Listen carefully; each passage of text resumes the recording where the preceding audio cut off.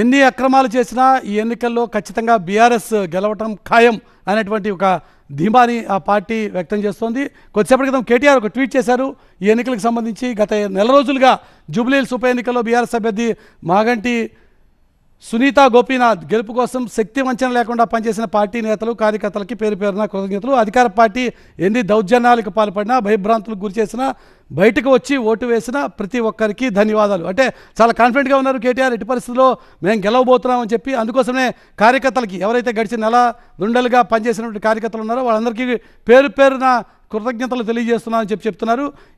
ఓవైపు అక్రమాలు జరిగాయి, పెద్ద ఎత్తున అధికార పార్టీ అనేక రకాలైనటువంటి దౌర్జన్యాలకు పాల్పడిందని చెప్పి బీఆర్ఎస్ శ్రేణులు ఆరోపిస్తున్నటువంటి సందర్భంలో, ఎందుకంటే బీఆర్ఎస్ శ్రేణులు ఆ రకంగా ఆరోపిస్తుంటే సహజంగా కలిగేటువంటి అనుమానం ఎన్నికల ఫలితాలు వచ్చిన తర్వాత ఓటమికి కారణాలు బీఆర్ఎస్ వెతుక్కుంటోందా అనేటువంటి ఒక మెసేజ్ పోతుంది. కాబట్టి అటువంటి అవకాశం ఏం లేదు, ఖచ్చితంగా మేమే గెలవబోతున్నాం అనేటువంటి ఒక సంకేతాన్ని, స్పష్టమైనటువంటి కాన్ఫిడెన్స్ని వ్యక్తం చేస్తూ కొద్దిసేపటి క్రితం కేటీఆర్ చేసినటువంటి ట్వీట్ మనం గమనించాం.